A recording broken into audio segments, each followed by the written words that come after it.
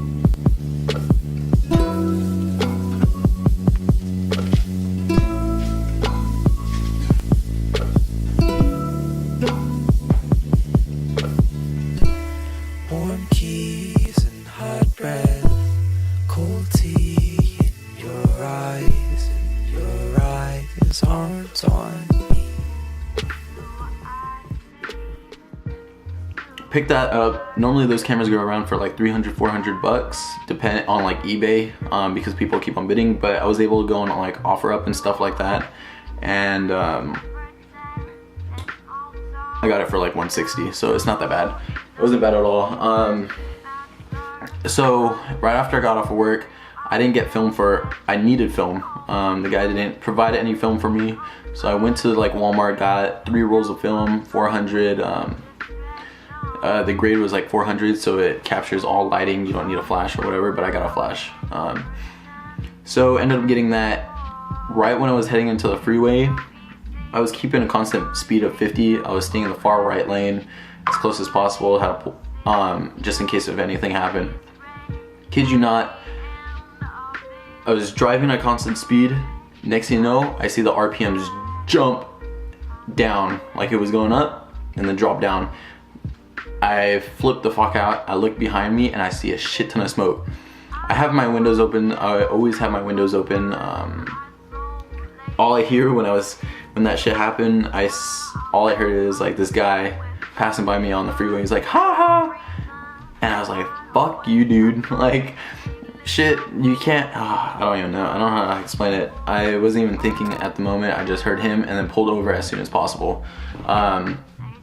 But once that happened, I didn't have AAA, didn't have anything, so I decided to call my friend. He was like the closest to me. We were gonna hang out that night regardless. We were gonna get sushi because I was gonna go home and have him pick me up, and then none of that. Called him, he was close by, picked me up. Our plan was to go straight home. I told him what happened, like the whole situation. Told him, let's go home, grab tools, come back. So we did that, and I left a note. I was talking to my parents about this, and some of our close friends, family friends, and they said, because this is what I did. I left a note because I had all my school supplies because I got out of right after classes. I went straight to work. I wrote a little piece of paper saying, hey, won't be at my car for probably 30 to an hour, just in case if the cops pull over and see my car on the side, they know like I'll be back. This is where my friends and my family was saying that I should have never left a note because that's giving the people a chance to break into my car, blah blah blah, yada yada. So, like you guys may know, my car, I left it there. We ended up coming back. I didn't notice. I'll show you footage right now, but right when I got to the car, we came back like an hour later, got to my car. Everything looked fine. Like everything looked fine. Went to the driver's side, unlocked the car, and went to the passenger. I wanted to check the passenger. Went to the passenger side because when I went to the driver's side, I looked through the window and I saw my seat was moved. So I went to the passenger, didn't realize the window was broken until I opened the door and I saw my seat was pushed forward. Then I looked down, I see glass shattered everywhere onto onto the fucking seat.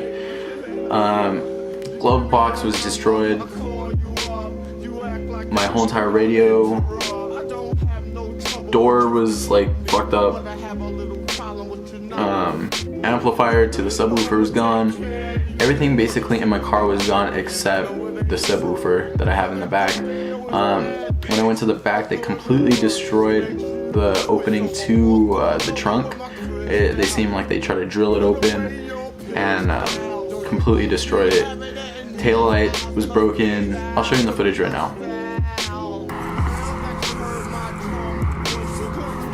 Bruh.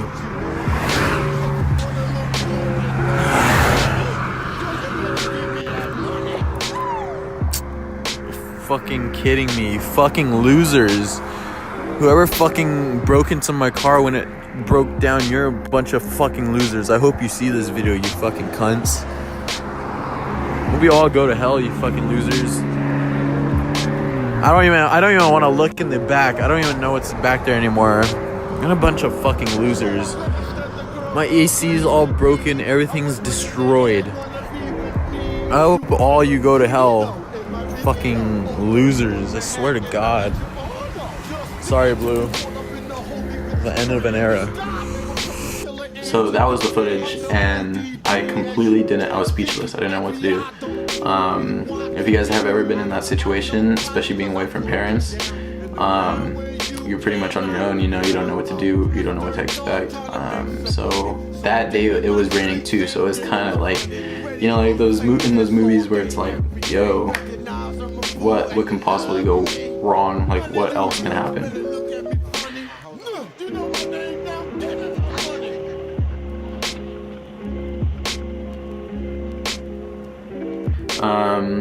Ended up renewing my old AAA. It cost around 80 bucks. I didn't know you can spend, if you're a student, you have to pay like 10, 30 bucks or some shit like that. I didn't know that. I just paid it off because I wanted my car to be home.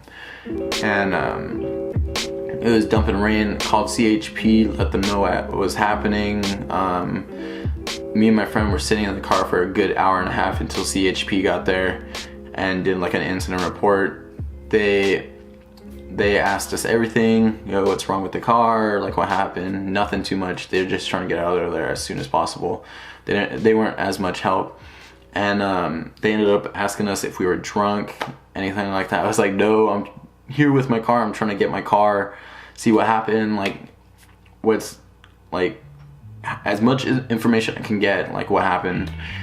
But they weren't really much help. They just questioned us if we were drunk. We weren't drunk. I was like, you can check, you can do a breathalyzer on me. I don't care. You can even do my friend. We're not even drunk. We're here trying to get my car settled, trying to go back home, make sure everything is safe, deal with it in the morning. They ended up leaving, gave me a little paper saying, giving with their number and everything if I have to add anything. Yeah, like everything in the glove compartment was gone. Everything that I owned in that car, I spent money. Thank God my rims weren't taken. I could have found my car on brakes. Rims, that's $17.50 worth of rims gone, and tires as well.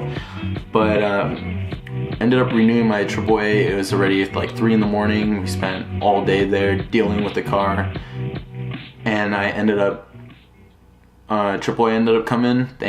I'm thankful for the guy. I forgot his name, but he was a real one. He totally understood. He never had to deal with a situation like that, and he was more than compliant to like help me with my situation. And I was able to get home, didn't have to pay a single buck, tipped him, went on with my day. The following day, my dad ended up coming back from Palm Springs because they were in Ocotillo Wells off-roading, because we have like four-wheeler quads, we have like dirt bikes and everything like that, toy hauler. So they all ended up going there. Had to come back because I called my parents. They ended up leaving Ocotillo Wells a little early, getting home, getting settled, and my dad ended up coming, bringing the jacks from home. From there, we dumped as much oil as possible and like set it right so we were able to drive. So we left on that day when they came back.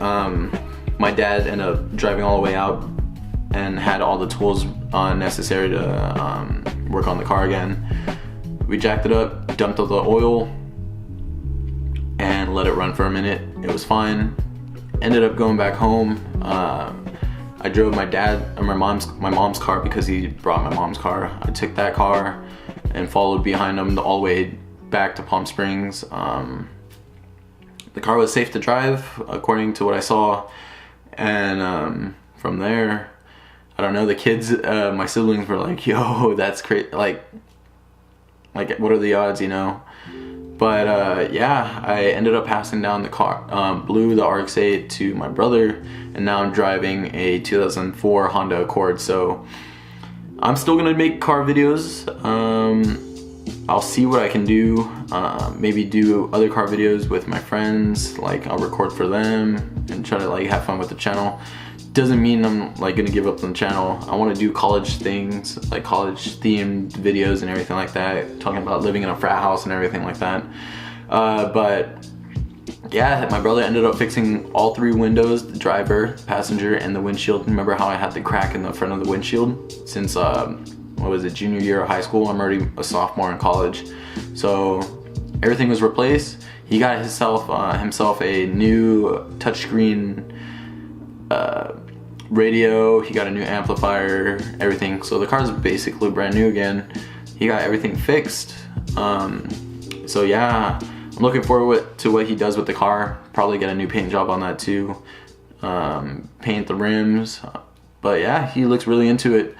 I remember getting that car back in high school, and now he's carrying on the legacy with the car. So that's pretty much the story of what happened to Blue, the RX8.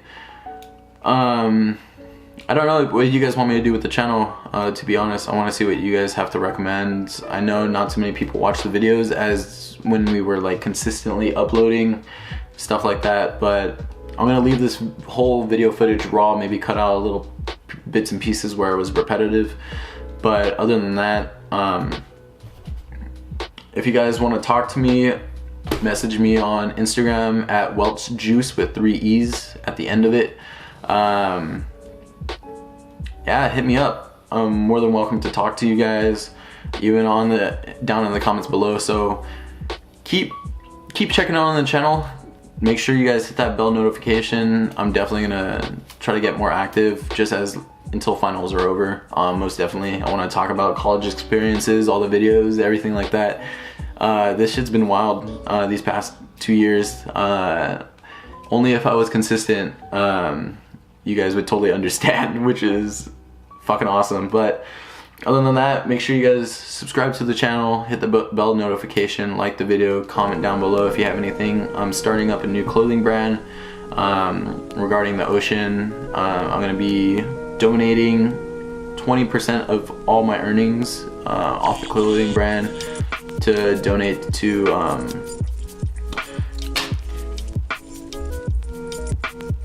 ocean conservatives, like organizations that basically help the oceans and clean up the oceans. Anything revolving around that, I'm gonna donate those proceeds to them because they're really making a difference out there. So stay tuned for that, you guys. I'm really trying to make it happen, and I would really appreciate the support like you guys always have been doing. But yeah, that's what happened to Blue. Hopefully you guys enjoyed the video. Leave a like, subscribe. I'll catch you guys later. It's been David.